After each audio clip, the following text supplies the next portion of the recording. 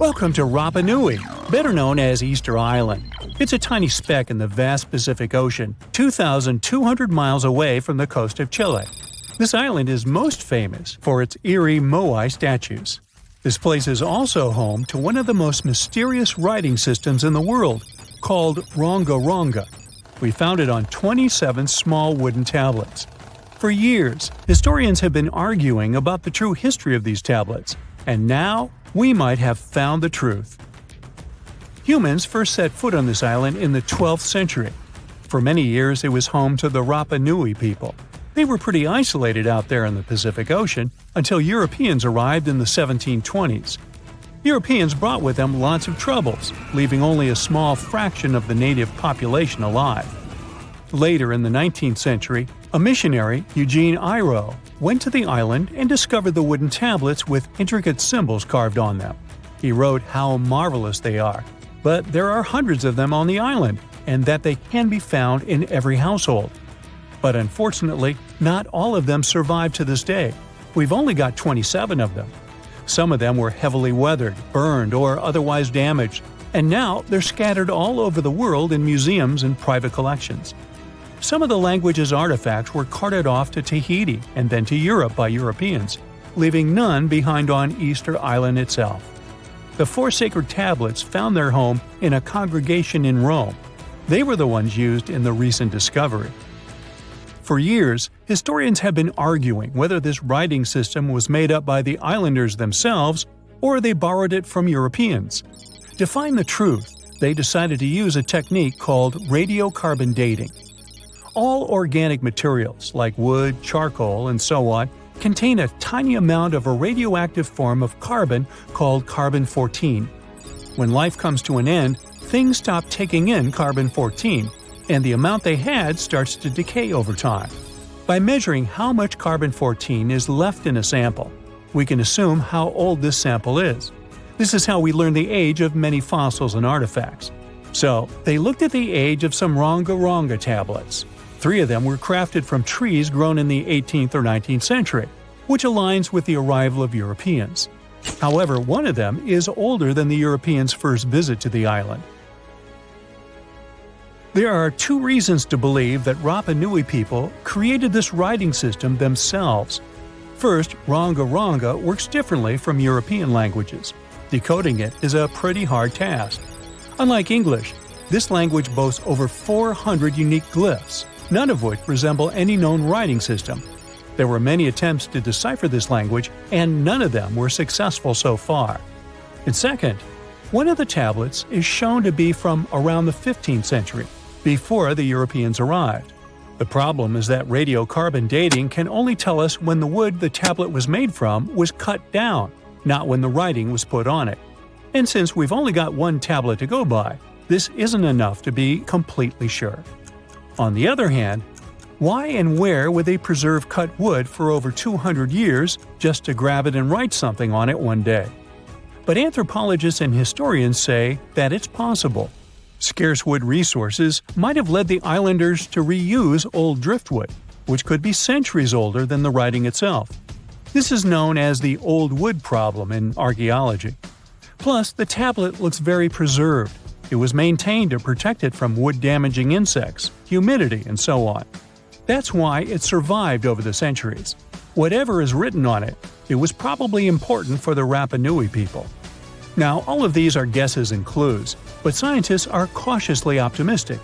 They believe that Ronga Ronga could be one of the rare instances of independent writing invention, like those of the Sumerians or the Egyptians. But we need more evidence.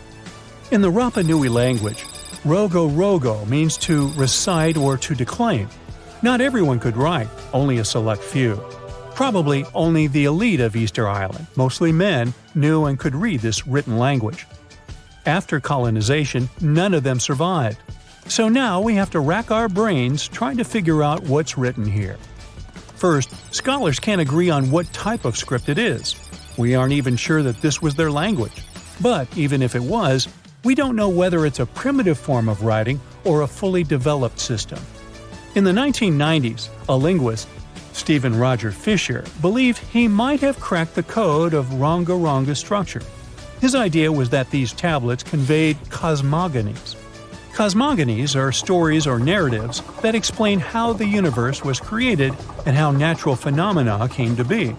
They often come from ancient traditions and cultures, like those found in East Polynesia. The tablets could have talked about things like how the world began, where everything came from, and how different aspects of nature, like the stars or the mountains, were formed. This would also explain why only the wise elite could write. Fisher thought that Ranga is a mix of logographic and semasiographic systems, which means that some symbols represent spoken words, while others represent ideas or concepts. But deciphering them would be very hard because it requires extensive memory and knowing context, because the symbols are more like hints than complete expressions. However, other language experts disagreed with his ideas, saying there were problems with how he put together his theory. Unfortunately, Fisher couldn't prove this hypothesis. Maybe these are just drawings. If we look at the tablets, there are some things that look recognizable: people, animals, plants, and geometric shapes. There are some birds. One of them looks like a frigate bird, which Rapa Nui people associate with the deity Maki Maki. There are also fish, centipedes, and so on, or at least these glyphs look like them. Could it be just art or a form of decoration? Maybe, but there are some problems. The glyphs show a high degree of complexity and structure. They also keep the same style. For example, there are several symbols that show something human-like with a raised hand. The only difference is different heads. As if it wasn't complicated enough, this unique writing style also uses a system known as reverse boustrophodon. This means that each alternate line is flipped upside down, resembling nothing seen elsewhere. We don't know why they would turn the tablet upside down after each line. But all this shows that they had some sort of system and organization behind these symbols. Plus, it seems like they use these tablets every day for some practical purpose. But there's some hope for the future. New technology, like AI and other computer programs, might help us understand lost languages. We already started creating algorithms that could help us solve other mysteries, like the Voynich manuscript. Academics even organized the Vesuvius Challenge, a machine learning competition that, in 2023, cracked the riddle of the ancient Herculaneum scrolls. The scrolls were buried under volcanic mud after the catastrophic eruption of Mount Vesuvius in 79 AD. In real life, the scrolls are very fragile, so deciphering them would be a very hard task. But with digital scanning and machine learning, it's much easier. They have a rich history. They most likely belong to the personal library of an Epicurean philosopher named Philodemus. These scrolls contain very important insights into Greek philosophy and Latin literature. If we decipher more of them, we'll learn more about the rich history of the Roman Empire. Scientists found a new statue on Easter Island, inside the crater of an old volcano. They were sure they already cataloged all the moai. That's what they call those famous stone giants. But this discovery changes what we know about them. First of all, the moai were rarely alone, so we may hear about more of them in the same area. Second, it's the first moai found at the bottom of a lake. Scientists were working on a project to restore the marshland in the volcano's crater when they stumbled upon the statue. The lake that was here began to dry up in 2018. For at least 200 or 300 years, it was almost 10 feet deep, so it would be impossible for humans to build or put a statue on the bottom. Scientists think the moai are over 500 years old. It's possible that the Rapa Nui people who built them probably brought the statue here when the lake was dry in the past. The new find turned out to be slightly over 5 feet tall, which is smaller than the other statues on the island. It's a full-bodied one with recognizable features. Researchers also plan to do radiocarbon dating to find out the exact age of the statue. They don't plan to remove it from where it was found because the oldest members of the Rapa Nui community want it to stay where it is. Moai statues kept scientists puzzled for centuries. They knew that they were built as a dedication to the island's chiefs, but no one could figure out why they chose these various locations for the statues. Most of them were found along the coast of the island. Researchers from Binghamton University in New York decided to study the locations more closely and learned that it had to do with water. Easter Island has porous volcanic soil that absorbs rain easily, so there aren't enough streams or rivers and too little fresh water. Hundreds of years ago, the island's people relied on groundwater discharge to get drinking water. The water stored deep underground in rock or soil layers, called aquifers, reach a point where it flows up to the surface. When this underground water emerges near the coast, it mixes with the salty seawater, but the salt level remains low enough that the water is safe to drink. The islanders used to collect this water directly from the spots where it flowed out. And it looks like that's why they built the moai along the coast, right near their most important water source. The main bodies of most of the statues were made of volcanic tuff from a local quarry in what used to be a volcano. This material is easy to carve, but not so easy to transport. That's probably why researchers found over 300 unfinished moai back in the quarry. The rest of them stand in various locations, facing the villages. It looks like the statues were carved lying on their backs. Then, their sculptors detached them from the rock, moved them downslope, and set them in a vertical position to finish the work. When it was done, it was time to move the statue to its platform. And we're talking about moving statues that weighed around half as much as a single-story, unfurnished house without a car or any modern equipment for 3 miles. The locals must have invented some original transportation method. Scientists tried to recreate it and pulled moai replicas on wooden sleds. They thought someone would have used palm trees for that purpose, but this theory has been debunked. The most successful experiment so far was wielding ropes to rock the statue down the road in a standing position. This sounds legit, because the local Rapa Nui legends mention that the moai walked from the quarry. And of course, they needed a good road to get there. In the early 20th century, researchers Catherine Rutledge found an 800-year-old road network on the island. It was a bunch of pathways around 15 feet wide going from the quarry. She thought that those roads were ceremonial and not built just for the statues. She wasn't a famous scientist back then, so others mostly ignored the theory. Several decades later, famous Norwegian adventurer and archaeologist Thor Heyerdahl published his theory. He mentioned that the roads were there exclusively to transport the moai, and some of the statues were dropped along the way for some reason. But in 2010, researchers found that the statues reached their final destinations because they were all set on hidden platforms. The road floor was U-shaped, so pulling massive statues along them wouldn't be easy. You can still find roughly 15 miles of these roads on the island and see them from satellite images. Scientists used to believe that the Rapa Nui people made Easter Island unlivable and ruined their own civilization. But a new study that used remote sensing data and machine learning says that the island's population didn't grow too big and collapse. Instead, the islanders figured out how to live in this challenging place and kept their population small and steady for hundreds of years. Researchers found amazing rock gardens as proof for this new theory. Easter Island, or Rapa Nui, is one of the most remote places on Earth where people live. It's surrounded by the Pacific Ocean.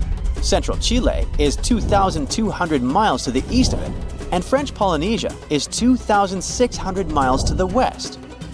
The island, which is 63 square miles in size, is made entirely of volcanic rock. But the volcano stopped erupting a long time ago, so Rapa Nui's soil has lost most of the useful nutrients that lava once brought here. It's also drier than tropical islands, and its deep waters made fishing much harder for the settlers, as there's no shallow lagoons or reefs to fish in. So, the islanders came up with a smart farming method called rock gardening to survive here. They spread rocks of different sizes over the soil and planted crops like sweet potatoes and taro between the rocks. The rocks protected the plants from harsh winds and salty air and helped regulate the soil's temperature. They also slowly released minerals into the soil, so it became healthier for growing food. Some islanders still use these gardens, although they don't produce a lot of food. People in places like New Zealand, the Canary Islands, and the US Southwest have used similar techniques to grow crops in uneasy environments. While scientists are solving Easter Island mysteries, the island itself is teaching them something new about how the Earth's mantle works. For years, they thought it moved like a slow conveyor belt, carrying tectonic plates along with it. But a new study by geologists from Cuba, Colombia, and the Netherlands is challenging this idea. They used a special method called zircon dating to figure out the island's age.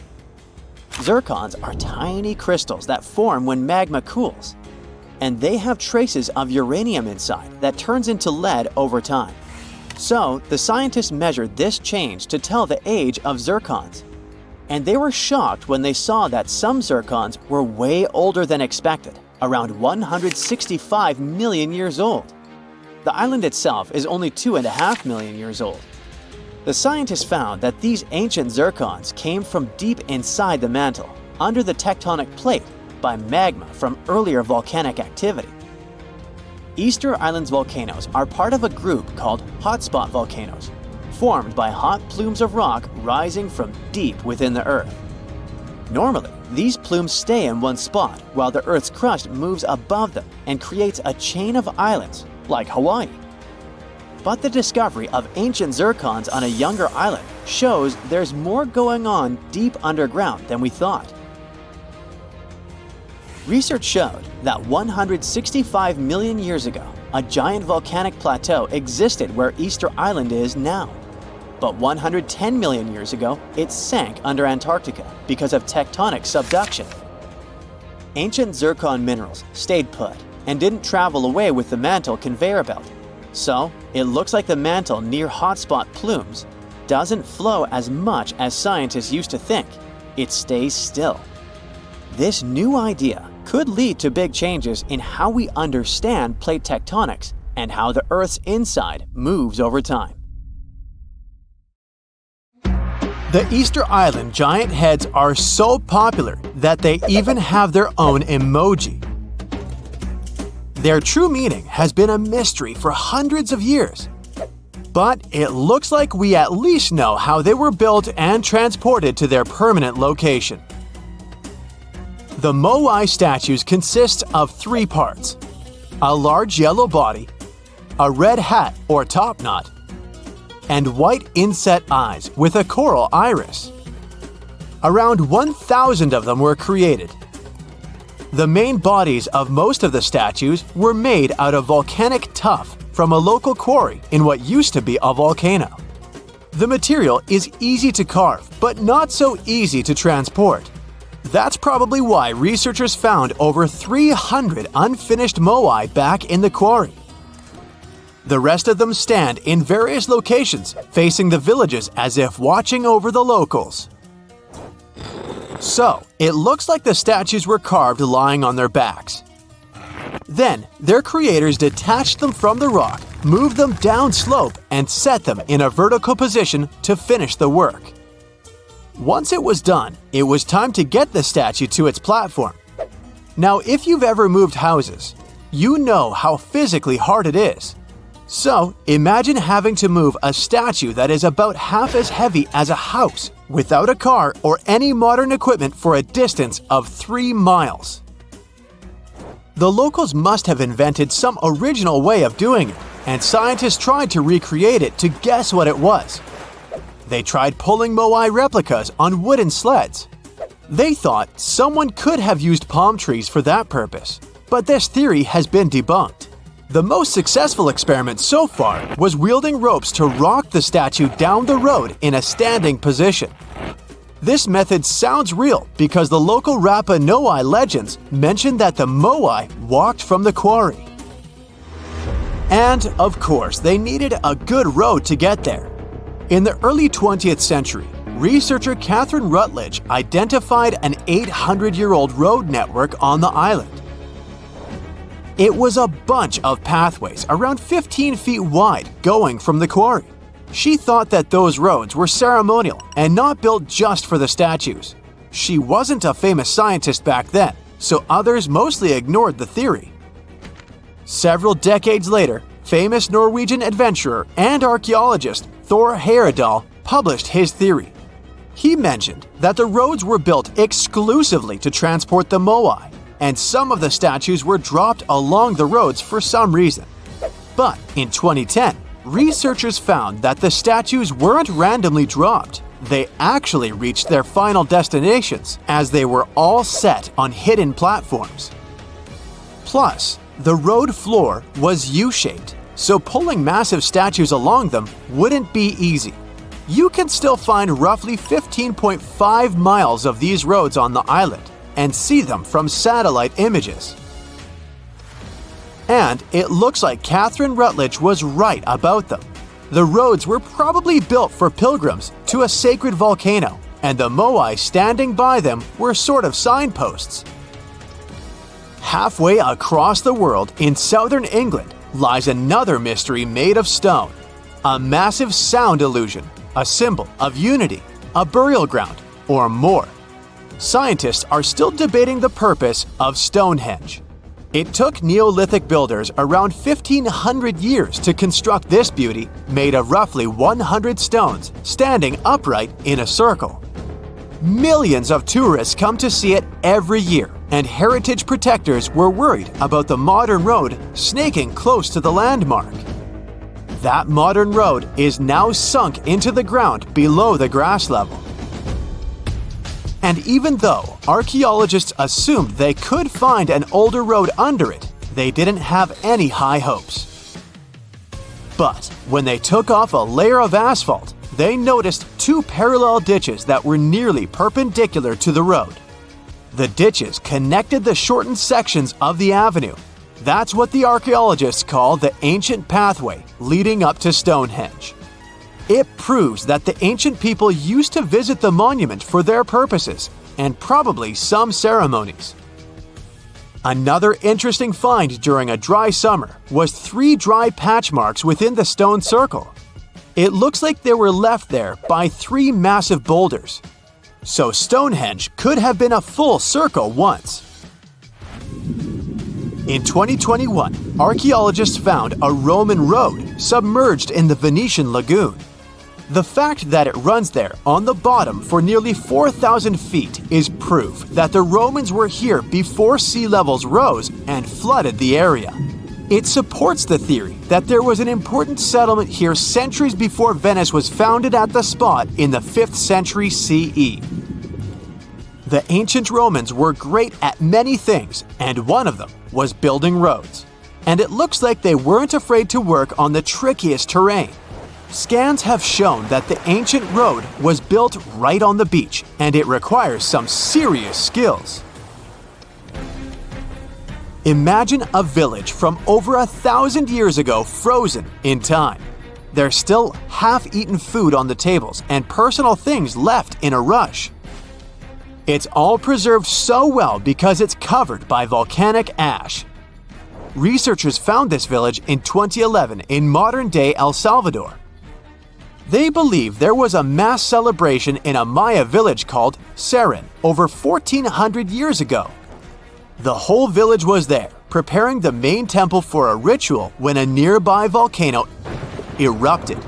The 200-plus residents had no time to rush back to their homes. To save their lives, they had to flee the plaza and run south on a raised road called Sakbe. They managed to escape from the plumes of volcanic ash. In addition to being a superhero and saving all the people, the road had another cool feature. All Sakbe roads had an outer layer of stones, but this one was made of ash. Ironic, isn't it? It proves that the Maya people didn't only use stones to build their roads. Archaeologists discovered several coins in Jerusalem when they were excavating an old street. When they saw the minting dates, they realized the road was built when Pontius Pilate was the Roman governor of Judea. Since he was the local ruler, it's almost clear that he gave the order to build the road. The pilgrims most likely used this road to reach the Temple Mount for worship. The pathway, which was laid with over 10,000 tons of limestone, was almost as broad as a London bus is long. It had been there for 2,000 years. It's not common that you find such a luxurious road, and it's not clear why a Roman governor would spend so much money on the road. It was probably his attempt to make the city's population like him. Plus, it was a great way to show he had both money and influence.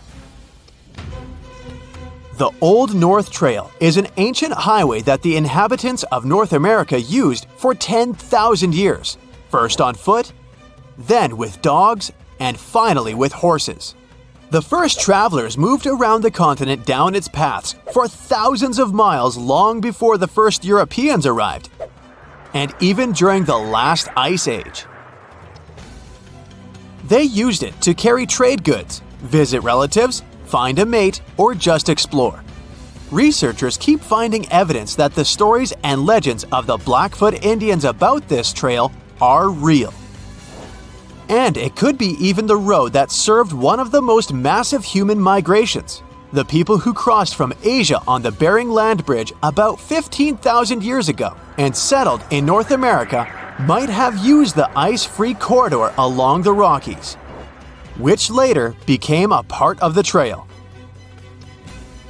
The Nakasendo Highway was built in the 17th century during the Edo period of Japanese history to link Kyoto and Tokyo. The 310-mile-long road runs across mountain ranges and down onto the plain. It was one of the 5 main roads used by the feudal lords and their families to travel to the capital. There were 69 post stations on the route where travelers could stay overnight. The road was built for horses and pedestrians, as the Japanese didn't use carts. You can still walk parts of the route. The moai statues have been standing tall and proud for hundreds of years. Once people put an enormous effort into carving these grand sculptures, and then they just suddenly stopped making them. But why? Let's figure out this mystery. Easter Island, located 2,500 miles east of Tahiti, has an area of 63 square miles. To this day, it's one of the most isolated islands in the world.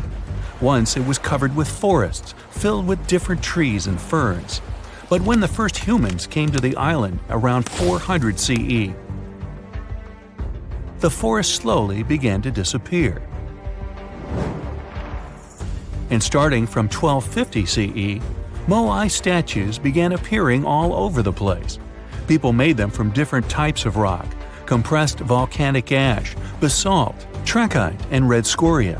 As it's a volcanic island, these were all the ingredients the creators of the statues had to use. And once the builders completed their work, they covered the statues with pumice. The faces of the statues are different, but they all have distinct expressions with heavy brows and large noses. Their arms are carved into the body. Some have hats on top of their heads. There are nearly 900 statues all over the island. They differ in size. The average height is 13 feet tall, and the largest ones reach 33 feet in height and weigh up to 82 tons. Because the statues have so many different faces, there are theories that they represent and honor ancestors, chiefs, and other important people who lived on the island. But without any clear evidence, it's almost impossible to figure out the true purpose of the moai. Once they stood beautifully along the coast, watching over people in settlements, and their backs faced toward the spirit world of the sea. When Europeans first discovered the moai statues in the 1700s, many of them had already toppled over, and the construction of statues had stopped way earlier than that. Huge amounts of effort were put into making these things. Expert craftspeople spent a great deal of time slowly carving the statues with basic picks. A team of up to 6 people would work hard for an entire year to make just one statue. Then they often had to transport it to its special place on the island, as far as 11 miles. With the help of carbon dating, experts have managed to figure out that the statues started to appear in 1250 CE. And then, suddenly, in 1500 CE or so, the process just stopped. The creators of the statue just left their stone chisels where they were last used, and only a quarter of all the statues were actually placed where they were supposed to be. Half of them still remained in the quarry, while others were left on the ground mid-transit. Something happened on the island, and it caused everyone to just lose interest in the statues. There are many theories around why it could happen, and they mostly relate to deforestation. Islanders may have used wood to move the statues across the island. They possibly did this with the help of sleds and ropes, or even used logs to roll the statues or canoes to float them. The wood started to deplete eventually. Trees on the island took very long to grow, and rats ate most seeds. People had many uses for wood, and they needed it not only for practical things, but also to create other statues. Another reason why the inhabitants of the island could have stopped building the statues might be that they were busy with other projects. Specialized rock gardens were becoming more common with a growing population. They were great for the soil, keeping it warm and fertilizing it at the same time. Islanders spent much time and effort making these rock gardens, and there simply wasn't enough time to focus on building and moving the statues. Another theory suggests that what people believed in changed over time. Supposedly, the islands once saw the statues as a connection to their ancestors. After some time, though, rituals depicting a show of strength and endurance became more widespread. And with these rituals, islanders started to carve images related to seabirds. Seabirds became the main animal on the island. People started to believe that their ancestors looked over them through birds instead of the statues, so there was no longer a reason to build the moai. Anyway, these theories might be true, but the main problem was that the small island couldn't support a growing population. What was once a lush land covered in forests quickly became a barren landscape. For the first few centuries, people relied on forest resources, but agriculture became more important sometime after 1550, when forests disappeared. Tribes that once worked together to build the fantastic monoliths focused on competing against one another instead. During this struggle for land and resources, the moai statues were toppled over because people wanted to reduce their significance. Over the following centuries, all the statues were pushed over, but not all of them deliberately. Many fell naturally after being neglected for so long. Some even ended up in the ocean water surrounding the island, and there they sat for a while. But there was some good news for these statues. They were re-erected, providing a great experience for visitors from all over the world.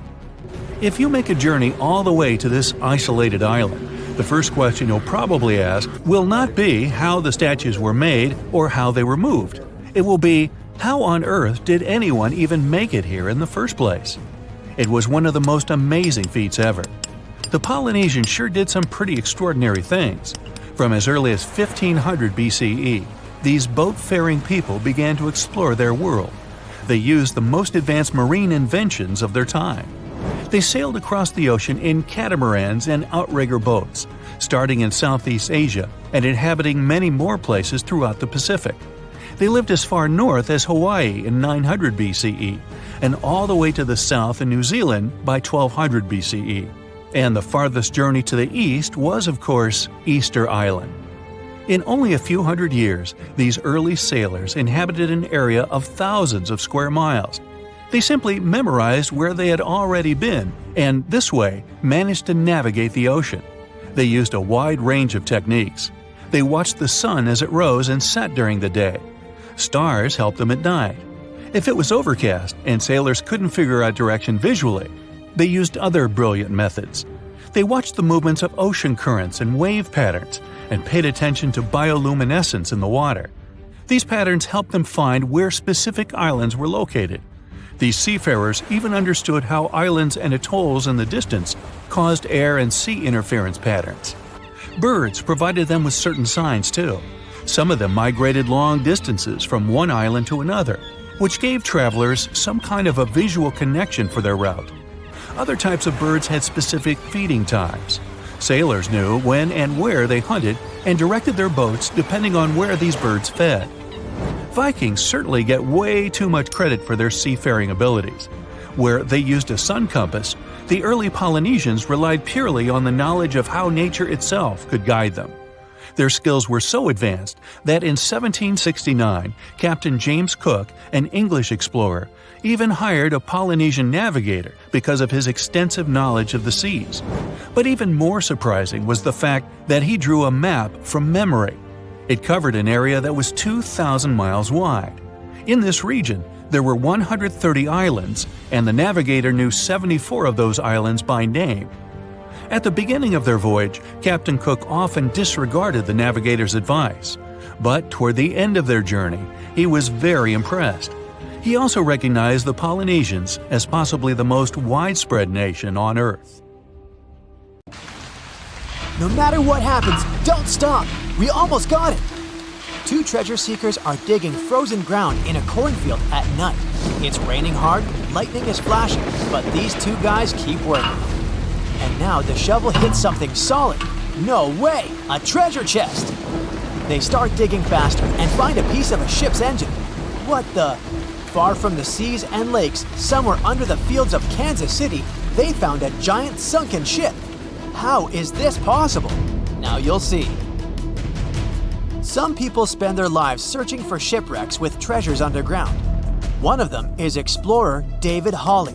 He's been looking for such ships far from the seas, rivers, and oceans for many years. He does this because he likes the feeling of adventure. The holds of these ships may contain chests of gold, antiques, and artifacts. And you can get a lot of money for them. David says you don't have to go into the ocean to find a sunken ship. They may be lying in your backyard. But why do ships end up buried underground among fields, farms, and plains? Let's find out using the example of steamboat Great White Arabia. According to old records, the newspaper clippings, this ship had been carrying about 200 tons of treasure before it sank in 1856. Many rumors and local legends said the ship was lying underground a few miles northeast of Kansas City. It was there because people deliberately altered the riverbed and channels of the Missouri River in the second half of the 19th century. They artificially brought the shores closer to each other. They narrowed the river to increase the flow's speed, so boats could sail much faster. In the 19th century, steamboats were the most popular means of transporting passengers and goods. Before railroads, they extended the western border across the Mississippi and Missouri rivers and brought supplies to people. That's why it was so important to increase the speed of their movement. So, on September 5, 1856, Arabia was sailing along such an estuary. It came across a snag sticking out of the water. A piece of log quickly flooded the ship. Fortunately, all passengers were evacuated. But the steamer and its precious cargo reached the silt bottom of the Missouri River in a few minutes. Several years had passed. Everyone forgot about the vessel. During this time, the course of the Missouri River had changed. But Arabia remained under the wet, muddy bottom. The soil level above it was getting higher, and the ground was losing moisture. Eventually, many decades later, a cornfield formed above the sunken ship. In the 1980s, one farmer owned this area, and he had no idea what was hidden in his territory.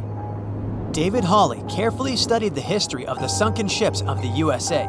He knew that hundreds of steamers had gone underwater all over Missouri, but most of all, he was interested in Arabia, as there were rumors that it was filled with gold and other valuable things. The territory of cornfields in Kansas was vast, but David Hawley knew how to search properly. In 1987, he started working. First, together with his brother and father, they collected all the clippings from old newspapers they could find. They were looking not only for information about the steamer, but also for maps of the Missouri River. They tracked its historical changes, checked the dates, and identified a large area where the steamer sank. Next, they used electromagnetic testing and other geological stuff to study the soil and find the right place. They searched for differences in ground moisture and density. Then, they went through the territory with powerful metal detectors. And so, by the fall of 1988, they had determined the location of the steamer. Arabia was the size of a football field. This gigantic vessel lay 45 feet underground, 4 stories down. But before they started excavating, they had to ask the owner of the cornfield for permission. For the farmer, this news was a big surprise. He agreed on the condition that the excavations would be completed by spring so that he could sow a new crop. Digging a giant ship in winter is much more difficult and expensive than at other times. It includes additional equipment, electricity, and heating costs. The team worked day and night. They financed the excavations out of their own pocket.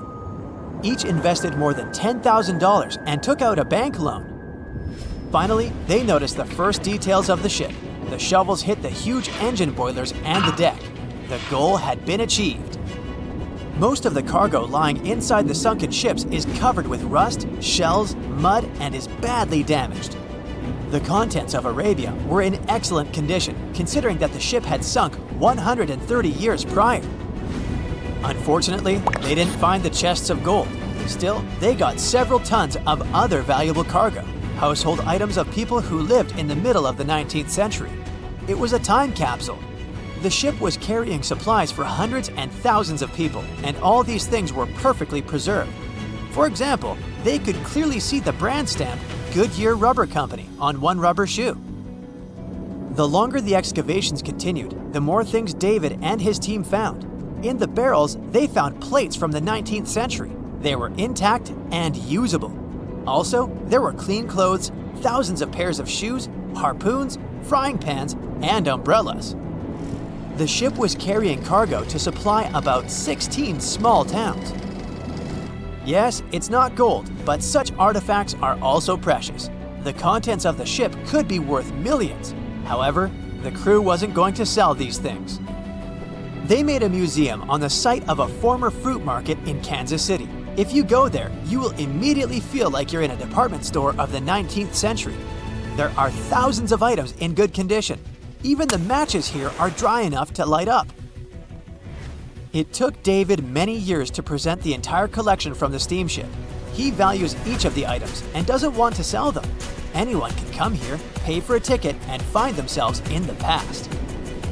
Who knows, maybe there's an old ship hidden in your backyard too. Geologists found an older vessel in the hot desert of Namibia in 2008. This ship sailed back in the days when pirates scared sailors on the seas, and now it's inside a dried-up lagoon. The ship sailed from Lisbon in 1533 and disappeared with the crew near a small diamond mining town. After almost 500 years, the hull had been badly damaged. Only the carcass of the ship remained, but the treasure hidden inside the vessel stayed intact. They carefully studied the boat for a long time, trying not to ruin anything. And then, 5 days later, they found a big old chest in the hold. Carefully opening it, they found gold coins there. Thus, the cost of the ship was estimated at about $10 million. The exact cause of the shipwreck is unknown, but experts believe the ship was destroyed by heavy cargo and bad weather. It went to the bottom of a lagoon that later became a desert. Some find an airplane in their backyard, others discover a ship, and one man found a passage to an ancient secret city in his house. This happened in Turkey in 1963. The owners of the building decided to make repairs. He went to his basement and knocked down the wall to turn this place into a living room. And so, behind one wall, he found a tunnel leading underground. The man thought it was some kind of a secret chamber. He went down there and realized it was something much more than that. It was an ancient city 18 floors deep. People built it in the years 780 to 1180 as a refuge from weather disasters and the invasion of enemies. This place also includes many underground tunnels that stretch for several miles in different directions. People could get to the town from different points using secret passages leading to these roads. The city can accommodate about 20,000 residents, livestock, and tons of food supplies. Archaeologists have also found a chapel, schools, stables, and public kitchens there. Hey there, curious history buffs. Have you heard the legend of the ancient race of giants of Nevada? Yes, I'm talking about actual giants that allegedly lived thousands of years ago. Now I know what you're thinking. Giants, really? Well, archaeological finds add fuel to this debate too. And here's where it gets interesting. Lovelock Cave was indeed used as a burial site, and some of the remains found there are much larger than average human bones. The cave is by the Humboldt Sink in western Nevada. It was once part of an enormous lake, which eventually dried up, leaving a number of smaller ones, including the Humboldt Sink. The cave became the home of the Site-Ka tribe. According to the legend, these red-haired giants were so big that they had to be buried in the cave itself. Indeed, later on, archaeologists discovered 8 to 10 foot tall skeletons. This legend started to unfold when a mining engineer named John T. Reed talked to the locals in 1886. Once Reed saw the cave, he knew he was onto something. The news spread soon, but the cave was attracting another type of attention too. The deposits of a fertilizer known as guano were discovered inside the cave. So a mining company began excavating the precious resource in 1911 and soon shipped more than 250 tons of the fertilizer to San Francisco.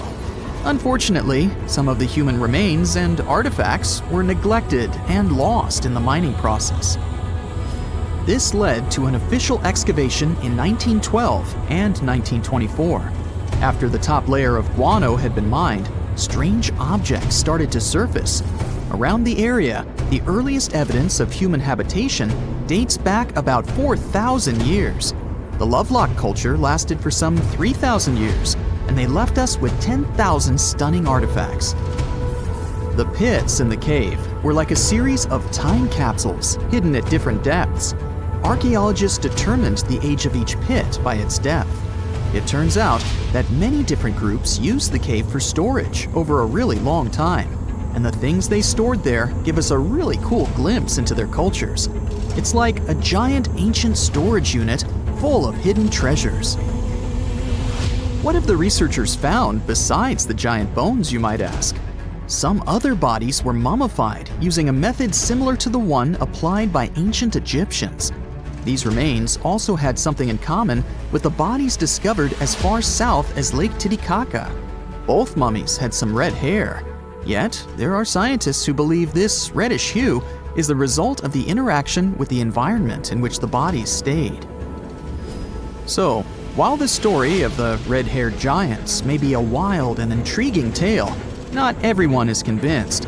Some experts believe that the bones found in Lovelock Cave are simply the remains of prehistoric animals, like mammoths or sloths. But others insist that there's something more to the story. Other relics, such as finely crafted baskets and exquisite duck decoys made from tule fibers, were also found there. In any case, this cave is worth the attention it gets. By the way, you can still visit this cave today and see the pits of different depths with your own eyes. But let me tell you one thing. It's in a hot, dry, and isolated place. Archaeologists have made another discovery that seems to be straight out of a legend. They think they found the palace of the one and only Odysseus, who was the legendary Greek king of Ithaca and the hero of Homer's epic poem. Move over, Indiana Jones. We've got some real-life adventure happening here from around 1300 BCE. Apparently, this is the only palace mentioned in Homer's epic poems that hasn't been found. The excavations have been made on the Ionian Islands, and the view from the ruins found on the island of Ithaca are exactly as described in the Odyssey, says the professor who led the excavation team.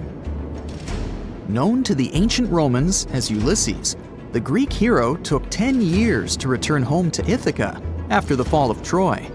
For many years, Homer's other epic, called the Iliad, which tells the story of the protracted siege of Troy by the Greeks, was regarded as a myth too. But then, in the 1870s, Troy was rediscovered in modern-day Turkey's Çanakkale city. So, if they found Troy, who's to say they couldn't find Odysseus's home? The researchers were following Homer's words as a roadmap. The excavation site has a building complex with 2 levels. It has important finds, such as storerooms and workshops, a complicated drainage system, and fragments of pottery. It also has a well from the 8th century BCE, which is around the time when Odysseus is believed to have been the king. Yet, not everyone is convinced that the team has actually discovered the home of Odysseus. A British researcher named Robert Biddlestone insists that Homer's description of ancient Ithaca isn't very similar to the island that now has its name, and that Odysseus's kingdom was actually on the Isle of Cephalonia. However, Italian archaeologist Adriano La Regina might have a more realistic approach to this debate. He says that whether this find has a connection to Ulysses or not, what's more important is the discovery of this royal palace. Once upon a time, in a land far away, the Klamath Indians spread a legend about the creation of Crater Lake. Okay, maybe this land is not that far away, and it still exists. You can find it in south central Oregon, in the western United States. Anyway, the legend has it that this lake was formed in a vicious battle between two volcanoes, Mount Mazama and Mount Shasta. Then the spirits of earth and the sky, which are Lao, who ruled the below world, and Skell, the chief of the above world, joined the fight. It turned into a geological drama. During the battle, darkness veiled the land. The fight was over when Mount Mazama collapsed and sent Lao back into the underworld. Then the rain filled the pit and created a lake in the place where the mountain had once stood. Flash forward to our time. Scientists have discovered that Mount Mazama did erupt 7,700 years ago. Artifacts found in the area prove that the legend indeed contains some details about the explosion. The tale says that red-hot rocks were flying through the sky. This happened during the volcanic eruption that caused the mountain to collapse. This created the volcanic caldera, which later on got filled with water. What makes this legend came true story unusual is how long it has existed. According to researchers, these types of verbal stories lose their credibility within 600 to 700 years. That's why the legend about the creation of Crater Lake is so unique. So many generations, for hundreds of years, have been accurately passing down the information. This volcanic crater lake is now in a national park. It's famous for its deep blue color. The water in it is extremely clear. If you visit it today, the water you'll see won't be the same as for someone who will visit the place 250 years later. Because there are no rivers flowing into or out of the lake, the existing water evaporates and the lake gets filled again by rain and snowfall. Basically, every 250 years, the water is replaced. Plus, this lake is almost 2,000 feet deep, which makes it the deepest lake in the United States. Swimming is okay in the lake, but there's only one legal and safe trail to get to the shore. There are other activities, such as fishing and boat tours. Shared human experiences, such as birth, marriage, and aging, may explain why certain tales are shared globally. Similar struggles and obstacles faced by humans around the world generate similar themes in traditional stories about love, parenting, and mortality. So, do you have legends or tales you've heard of from your grandparents? Who knows? Maybe your ancestors too witnessed a cool historical event. Today we're going to an art history trip. Our main focus is to unravel the mystery of whether or not ancient statues has always been white. We'll visit museums and even time travel to try and get a glimpse of what these statues were really like back in the day. To kick off our tour, we land in New York. We climb the famous steps of the Met, the Metropolitan Museum of Art, and walk inside this enormous museum. You walk down the aisle and get to the room where one of the world's biggest collections of ancient Greek and Roman statues is held. Admiring the large array of statues, one thing seems evident. They are mainly white. It makes sense since their primary material is white marble. For centuries, historians, archaeologists, and researchers in general have always taken this fact for granted. Weren't these statues always white? Until recent decades, this wasn't something that people discussed. But in the 1980s, researchers unearthed an ancient Greek statue that was clearly pigmented. This new discovery made them wonder, were all ancient statues painted? Let's take a close look at this work of art. This 3rd century before the Common Era Greek statue was discovered to be almost entirely painted, still in its original form. You don't have to look too hard to notice that the statue still carries some of these original pink colors, with some shades of blue and red paint as well. The thing is, this statue is not an exception, it's the norm. As it turns out, ancient civilizations did paint their sculptures with bright and vivid colors, but somewhere along our historic timeline, this information got lost. According to researchers, pigment in sculptures was a way of bringing their representations closer to real life. We live in bright colors, so art might as well reflect that, right? Right! So let's take a few steps back to understand what happened. So why are our museum's galleries filled with white statues as far as the eye could see? You might have heard of Michelangelo. It's a famous Italian sculptor who carved the iconic David and painted the ceiling of the Sistine Chapel. Michelangelo was one of the most emblematic painters of the Renaissance. The Renaissance was a historical period when European artists, philosophers, and scientists developed a renewed interest in the creations of ancient Greece and Rome. Artists like Michelangelo studied a series of Roman sculptures, like this one, the Leo Colon and his sons. They fell in love with their lifelike figures and pristine white marble. The one thing they didn't know, and didn't have the technology to know, was if the colored pigments from those sculptures had faded. After all, they were found after years of being buried or left in the open air. It's speculated that this statue, the Leo Colon, had colored snakes and mantles, for example. When the Renaissance artists set out to pay homage to ancient artists, they left their masterpieces bare too. They carved directly onto the marble and left them white, without pigmentation. Probably because that's the way they thought things were done in the old days. The works of Michelangelo and his peers influenced a whole generation of sculptors after that. So this way of doing art traveled to modern times without much questioning. However, evidence of color pigments in ancient statues is abundant. Some researchers show that scholars have known for at least a century that ancient sculptures weren't originally all white. Other studies suggest that this discovery might have happened even earlier. In early 1980s, archaeologist Vincent Brinkmann made a huge discovery. During his time as a student at the Ludwig Maximilian University in Munich, he developed a technology that was able to detect polychromy in ancient samples of Greek statues. Polychromy is an art of painting in several colors.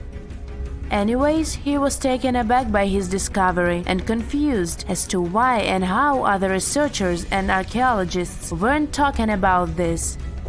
As it happens, the first discovery that ancient statues weren't all that white happened a long time ago, way before Vincent was born. It happened during the unearthing of Pompeii back in the 1700s. As you may know, the city of Pompeii in southern Italy was completely covered with lava after the sudden eruption of Mount Vesuvius. The city was destroyed, but the clouds of ashes that arose from the lava managed to preserve a lot of the city's structure through time. Thankfully for art historians and archaeologists, Pompeii became a digging ground for understanding ancient Rome. Researchers found several conserved frescoes that depicted scenes of daily Roman life. In one of these paintings, an artist is seen painting a sculpture. This fact was recorded by a very famous art historian known as Johann Joachim Winckelmann. He is also considered the father of art history. Now let's take a closer look at another famous statue. To see this one in person, you'll have to fly all the way to Rome and visit the Vatican museums. The statue you're looking at is a classic representation of Caesar Augustus. In case you didn't know, he was the founder of the Roman Empire and the first emperor of Rome. He is important. The sculpture you're seeing is called the Augustus of Prima Porta. You may have seen this before, probably in a history textbook. The thing is, it's always depicted in its white marble form. But according to an archaeological finding from the 1860s, the original statue was way much more colorful than that. According to archaeologists, the statue of Augustus de Prima Porta has a crimson tunic, yellow armor, and a purple mantle. It's important to keep in mind that colors weren't made artificially as they are today.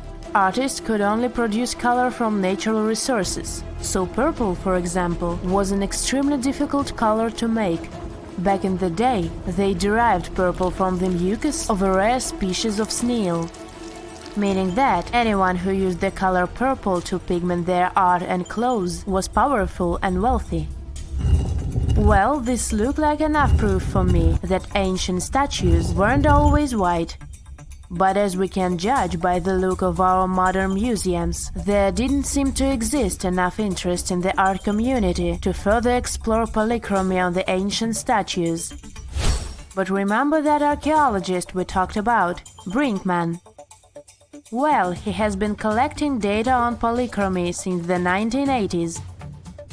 At a certain point, he even began making colored replicas of such statues. The technology used is far from simple. To reconstitute these ancient works of art, Brinkman makes a 3D plaster copy of them. Then he paints them by hand with the help of his wife. To find out which color were used in the original sculptures, Brinkman uses UV light. Certain pigments glow under UV light, exposing traces that would otherwise be invisible. Take this colorful archer as an example. Look at these colors. This piece is the reconstruction of a marble archer in the costume of a horseman. To accurately depict the archer, restorers had to research a lot about the history of the region where the art piece was originally found, since colors have a cultural meaning. That, together with UV technology, allowed for the reconstruction you can now see. It seems very far from the idea we have of what the Greeks would make, but this is supposed to look exactly like the original one. According to Brinkman, we shouldn't be so surprised that ancient Western civilizations used bright colors to depict their realities. After all, the Romans and Greeks were heavily inspired by the works of art of Egyptian civilization, Old Mesopotamia, and Asia. For example, if you look at the famous Egyptian Sphinx, you might be led to believe that it always looked that way, but that wasn't at all the case. Modern studies and virtual reconstructions of the monument show us that the monument was very colorful. The body of the statue is believed to have been painted terracotta, while the regal headdress that circles the head is meant to have been golden blue. All of these were considered important colors in Egyptian times, and it was only suitable to use them to depict a pharaoh. Strange and amazing items are discovered often, but figuring out what our ancestors were up to is pretty tough. Especially when all you have are just some rusty cups and cave drawings. It's no surprise that even the experts in lab coats sometimes make mistakes. But it's not just about dusty plates and huge stones. Sometimes there's even humans with large heads. So grab your digging tools and let's travel back to ancient times to explore incredible societies that even scientists can't fully explain. Sardinia may look idyllic now, but I'm not gonna lie, I wouldn't fancy visiting it 3,000 years ago. Rumor has it, terrible giants roamed around this island back then. People even talk about finding human skeletons over 13 feet tall there, although nobody's ever shown anything to prove it. But the stories will make you wonder because some weird stuff has definitely happened. In 1974, over 5,000 pieces of broken stone artifacts were found in a part of the island called Monte Prama, but instead of being displayed in a museum, they were locked up in an underground vault for about 30 years. Sounds a bit suspicious, doesn't it? When they were finally displaced in 2005, scientists put the pieces together to find statues of 38 giant men standing 8 feet tall. Not quite as tall as the legendary skeletons, but still pretty huge. It's thought these statues were made by the Nuragic people, who lived on the island a long time ago.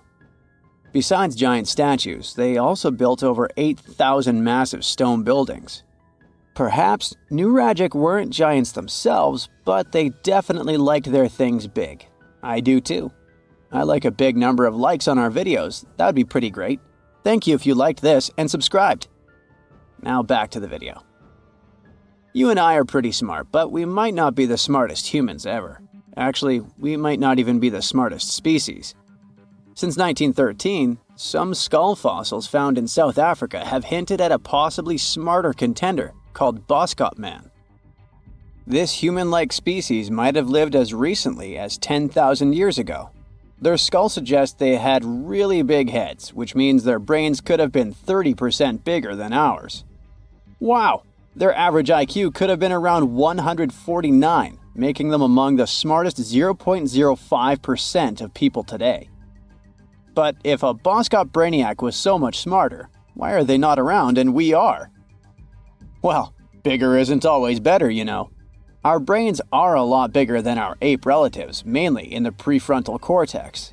This part helps with high-level tasks like making decisions, remembering things short-term, and being aware of ourselves. The parts of the brain that handle our senses and movements haven't really grown much. So, maybe the Boskops spent too much time dwelling on the past rather than doing practical things like hunting. But this is all just guessing. We really don't know what happened to these clever cousins of ours. Some people even argue that Boskops weren't any different from us, with the only evidence being parts of skulls. The jungle is huge. Did you know the Amazon rainforest is home to about 30% of all the world's plant and animal species? That's impressive. However, the history of one native species, humans, has long puzzled scientists. The mysterious Kasarabe people lived here for hundreds of years and then vanished around 1400 AD. People thought the Amazon only had a few scattered tribes, but recently we discovered big, unusual shapes in the ground called geoglyphs. These might look like simple shallow ditches, but they're actually the remains of a vast civilization that spread over 5,000 square miles and includes about 450 markings, some as wide as 1,300 feet. That's insane! They likely contained ceremonial buildings and could have hosted up to 1 million people as recently as 550 years ago. Thanks to new technology like LiDAR, which uses a safe laser to map the forest without harming it, we can explore deeper. In 2019, some scans showed miles of raised roads and pathways and even pyramids over 70 feet tall. They found 26 separate settlements, 2 of which were at least 250 acres each. Damn, that's like 330 soccer fields. It's not certain what happened to the Kasarabe people. Maybe European conquistadors drove them out. Maybe the most baffling ancient civilization is one we've never actually found a trace of. Yep, I'm talking about Atlantis, the grand city that supposedly sank into the ocean. The first mentions of Atlantis come from the ancient Greek philosopher Plato, who talked about a great city near the Strait of Gibraltar. But for ages, everyone just thought Plato made up Atlantis as a perfect version of his own Athens. So why, about 12,000 years after it supposedly vanished, do we still wonder if it might be real? Well, in the 19th century, U.S. Congressman Ignatius Donnelly wrote a book giving 13 reasons why he thought Atlantis was more than just a myth. Then, in 1965, some folks thought they actually found Atlantis when they discovered the Richat structure, a massive 25-mile-wide dome in Mauritania, Africa. It's so big that you can see the whole thing from space. 2 astronauts flying over the Sahara Desert spotted this giant eye staring back at them and thought they'd made the discovery of a lifetime. Unfortunately, there's no solid evidence linking this structure to Atlantis. It's believed to have formed from volcanic activity about 100 million years ago. But it does look suspicious, doesn't it? Still, we're no closer to knowing the truth. Imagine going back to about 3,300 BCE and finding yourself in South Asia. Welcome to the Harappan civilization. These people were way ahead of their time. They had cities like Harappa and Mohenjo-Daro, complete with baked brick houses, sophisticated drainage systems, and even public baths. This place might have had over 5 million people, making it one of the densest regions at the time. They also invented a system of standardized weights that was incredibly useful for traders. And trading they did. These people had connections stretching all the way to the Middle East, thanks to their great skills in metallurgy. They even had a form of ancient branding. The seals were used to stamp clay on trade goods. Despite being so advanced with a thriving urban life, there's a whole bunch of mystery shrouding their language and script. We've got bits and pieces of their writing, but no one's deciphered them yet, even with all the technology we have today. We also still don't know how exactly their society worked. It looks like they didn't flaunt their social status as much as other civilizations. No grand palaces or massive monuments. Instead, their largest buildings might have been granaries. They sure were practical. Unfortunately, all good things must come to an end. Around 1800 BCE, this bustling civilization started to decline, possibly due to shifts in river patterns. As the environment changed, the Harappans packed up, moving towards more hospitable lands. Ever heard of the Minotaur? The beast with a bull's head and a man's body, hunting the bravest travelers in a massive maze. Well, this wasn't just any old tale. It was one of the most popular dramas of the ancient world, and it was inspired by this place, the island of Crete. The Minoans lived here during the Bronze Age. They had stunning palaces, amazing frescoes, and a culture so rich it still fascinates historians to this day. They built places like Knossos, which was so complex with its multi-story buildings and elaborate hallways that it might have inspired the whole labyrinth myth. Their engineering was so ahead of its time that even their drainage systems were more advanced than what many of us have today. Let me know in the comments which of these stories you find the most fascinating, and thanks for watching. Listen to this.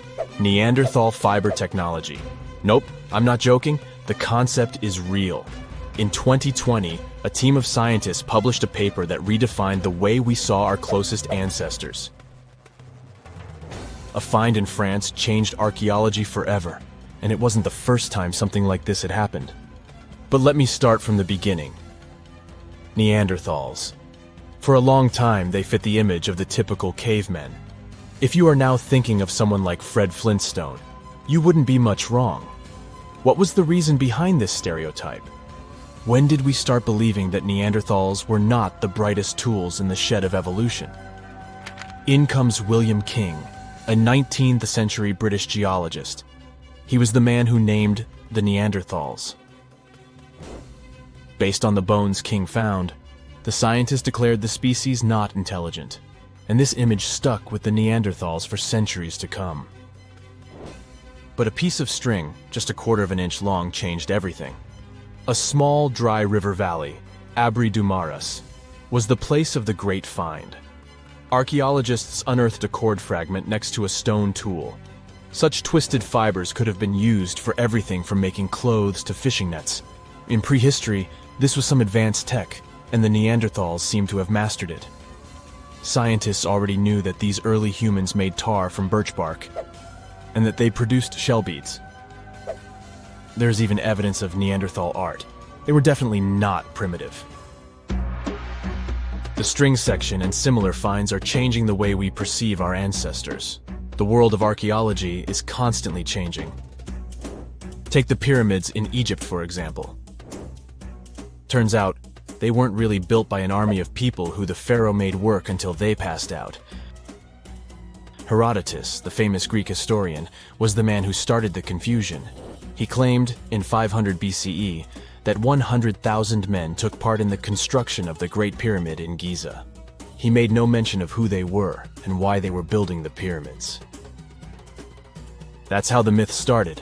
Huge stone slabs pulled by humans, driven by a foreman with a whip. But Egyptologists would beg to differ. Those are the scientists who study ancient Egypt's culture. Fairly recently, they uncovered a workers' village that told a different tale. Yes, there was evidence of hard work on the workers' bones, but the construction industry is demanding even today. It took almost 6 years for 12,000 workers to complete the world's tallest building, Burj Khalifa. Back in Egypt, 3 times more workers finished the Great Pyramid in around 2 decades. An impressive feat of ancient engineering, wouldn't you agree? Superiors looked well after the Egyptians who built the pyramids. Their diet was rich in protein. They had medical care and they got paid properly. In fact, They lived better than the non-working population. And they lived with their families near the construction site. Archaeologists know all this because they unearthed bakeries and dormitories with bread jars and other goodies. Looks like the pharaohs were okay employers after all, and the job market wasn't that terrible. They also kept detailed papyrus records of the build and hieroglyphs. You and I wouldn't stand a chance of reading these letters that resemble images. Egyptologists had the same problem. For over a millennium, no one had used this type of font. And it's not like there was an English ancient Egyptian dictionary you could open and find meanings of words. But all this changed in 1822. A couple of decades before, the French found a broken slab of black granite. The stone contained one text in 3 scripts: Ancient Greek, Egyptian hieroglyphs, and Demotic. The last one was also the Egyptian language, but in a simplified script. Scientists dated it back to 196 BCE. The content is a religious proclamation. A French philologist and Orientalist, Jean-François Champollion, was the first one to crack the code. You see, people haven't forgotten ancient Greek letters. The Frenchman successfully matched the Greek letters with the ones in the Egyptian script. And voila, we were finally able to read hieroglyphs. The name of the piece of granite that made it all possible was the Rosetta Stone. The importance of its discovery went beyond archaeology. The word Rosetta Stone even entered the English dictionary. It represents a discovery that helps people understand an enigma that has been puzzling them for a long time. There are similar games. A symbol is attached to a particular message. Then you have to decode the message by replacing the symbol with a corresponding letter. In a nutshell, this is what scientists did with the Rosetta Stone more than 2 centuries ago. Do you know what is the oldest deciphered language in Europe? It has an unattractive name, Linear B.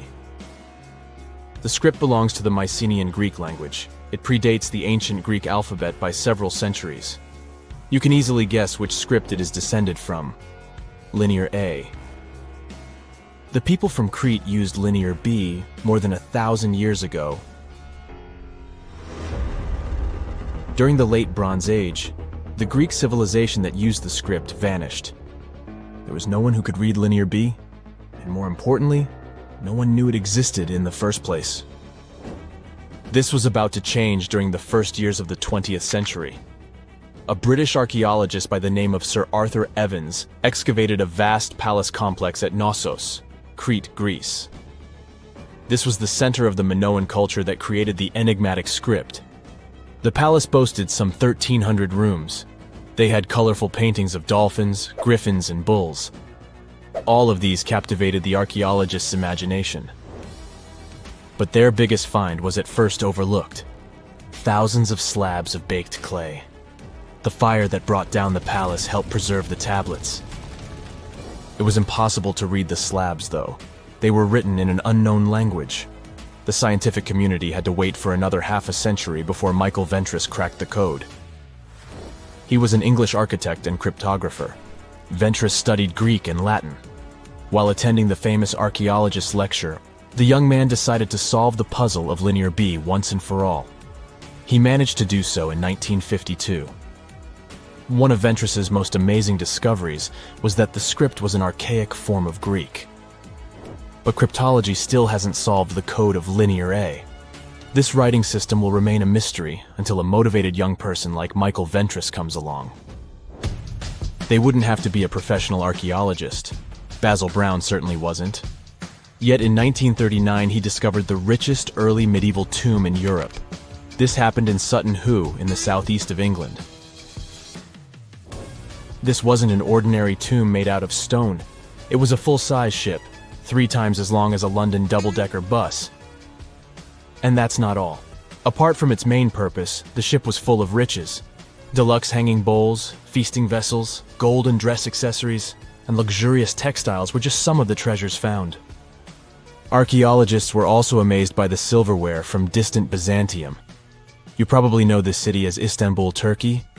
Even in our age, it's several days' drive from Sutton Hoo. Just imagine how much time and money it cost to import a silver plate in the 7th century. That's when the ship went down, according to archaeologists. The English couldn't have done it. At that time, there was no England. The people living in the British Isles at the time were the Anglo-Saxons. Perhaps the ship from the grassy mounds in Suffolk belonged to one of their kings? We will never know. The local acidic soil did away with any possible evidence, or no one laid there in the first place. It could have been a cenotaph, which is a monument constructed to honor an important person. The archaeologists still don't have a definite answer. But what they have found at Sutton Hoo shed light on the Dark Ages. Before the discovery of the ship, they knew little about what had been going on in Britain after the Romans left. Now, the image of the early Anglo-Saxon society was much clearer. Perhaps the English soil will be the site of the next great breakthrough in archaeology. You're walking down the street. You see a strange-looking antique shop called Ageless Trinkets of Mr. Bright. You're curious, so you enter there. You take a look at all the weird stuff. Suddenly, an old folded parchment paper catches your attention. It's a world map, but something's off with it. Instead of showing the countries as you know them, it shows the locations of 4 mythical lost worlds and civilizations. Mr. Bright, the shop owner, comes next to you after realizing your shock. This map won't let you find these places or anything, but I can explain to you the legends behind them if you want, he says. Let me begin with Atlantis. You might know it as Aquaman's underwater kingdom, but Atlantis, the fictional island, was actually first introduced in 2 of Plato's works. According to him, Atlantis was a highly advanced civilization that existed about 9,000 years before his own time, and its story had been passed down by poets, authors, and others. He wrote about Atlantis and its citizens to give a moral lesson and to teach about the dangers of arrogance, as well as the eventual downfall of those who are after too much power. In his dialogues, Plato stated that Atlantis was a great and powerful empire that was respected in all parts of the world. It was founded by beings who were half deities and half human, and became a great naval power after a while. Being an island filled with gold, silver, and other precious metals certainly helped their case. But besides that, it was also known for its breathtaking architecture and state-of-the-art technology, as well as its countless rare and exotic wild animals. Atlanteans were proud of their great achievements and the perfection of their civilization, but their excessive pride was going to bring their downfall. They believed they were so superior that they could gain control over any nation. This led them to launch a series of invasions. They conquered many of the Mediterranean lands, but when it was time to enter Athens, Athenians pushed back with an extraordinary force, so the Atlanteans were finally defeated. Plato stated that deities then got angry at Atlanteans because of how wicked, greedy, and immoral they became. So they punished them by sending earthquakes, which caused Atlantis to sink beneath the sea. Although the earliest written records of Atlantis were Plato's works, some people still believed his story to be based on truth and tried to identify the island of Atlantis with actual countries.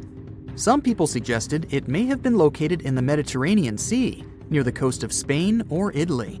Others thought it may have been located in the Caribbean, off the coast of Central or South America, but there was no solid evidence to support any of these claims.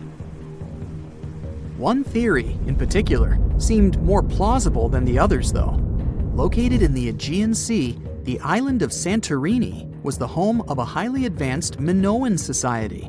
However, due to a huge volcanic eruption, it was destroyed about 3,600 years ago, causing the Minoan civilization to suddenly disappear. These similarities between the fictional Atlanteans and the historical Minoans made Santorini a good candidate for the speculations. Yet again, there were still major flaws with it, such as how the time when Plato said Atlantis was destroyed doesn't coincide with the time of Santorini's eruption. So Atlantis still continues to be regarded as nothing more than a popular legend in the scientific world. Now, let's move toward the northeast direction on the map, Mr. Bright says. According to Celtic Breton mythology, there once was a magnificent city called Ys, also known as Caris, that towered over Douarnenez Bay in France's Brittany region. It was the most wealthy city in the entire Atlantic. It was especially famous for its beautiful gardens and buildings, and its citizens were all living comfortably and happily there. Dahut, who was King Gradlon's daughter in Breton legends and literature, had a deep love for the sea. She begged her father to build a city at the edge of the sea, and that is how the city of Ys was established. Little did she know that she would be the one responsible for the destruction of her father's beloved gift. You see, since the city was surrounded by the sea, it needed to be protected by a dike equipped with floodgates, and these gates could only be opened at low tide. And the only one who had the keys to these gates was the king himself. One day, a handsome red knight arrived at the city, but couldn't pass the gates. Dahut was so taken by him that she wanted to let him in. She knew that her father was the keeper of the only key to the city, so she sneaked into his room and stole it from him. Then she gave it to the Red Knight so that he could enter the city and they could be together. However, the Red Knight turned out to be the Prince of Darkness, and he intentionally left the gate open to the raging sea. The waves soon swallowed all of Ys. King Gradlon was able to escape on his magical horse, but Dahut couldn't. She turned into an evil mermaid who lured sailors into the sea.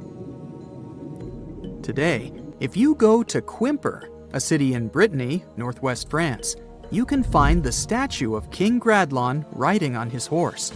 Although the city of Ys is a legend, Brittany coast locals believe that on the days when the waters are calm, you can still hear the tolls of the city bells deep under the sea, if you listen carefully. Mr. Bright then points at the Indian Ocean on the map and says, "Now, have you heard about Lemuria?" Back in the mid-1800s, a few scientists suggested that there was once a continent that existed in the Indian Ocean, somewhere close to the south of modern-day Sri Lanka. The first one to popularize this theory was the British lawyer and zoologist Philip Lutley Sclater. In his paper, The Mammals of Madagascar, he stated that he found lemur fossils in India, and not in Africa. However, this discovery was extremely shocking to him because of the fact that lemurs' original homeland, Madagascar, is much closer to Africa. He proposed that this was possible only if some larger continent connected the two once. He stated that this continent must have eventually sunk to the ocean floor. He then named it Lemuria, and hence the theory was born. People who came after Sclater took his theory a step further and thought that Lemuria was also the home of an extinct race of humans called Lemurians, who had 4 arms and enormous bodies, and were also the ancestors of modern-day humans, as well as lemurs. Of course, as new scientific discoveries were made on plate tectonics, evolution, and the study of DNA, the theories regarding the fictional continent called Lemuria were debunked. The last fictional land on the map is Agartha, Mr. Bright says.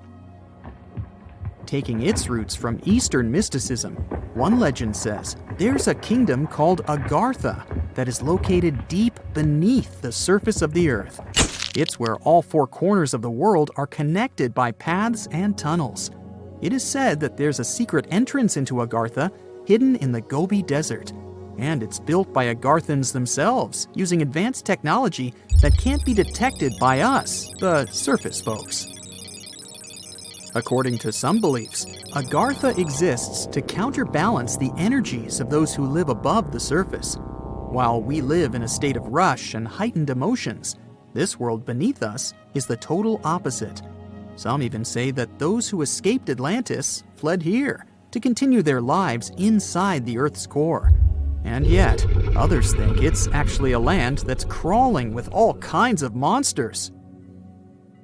But there's no need to be scared, since modern science proved Earth's core is not actually hollow and is a solid hot iron ball. So you can cancel your journey plans to the center of the Earth if you've made any. Thanks, Mr. Bright.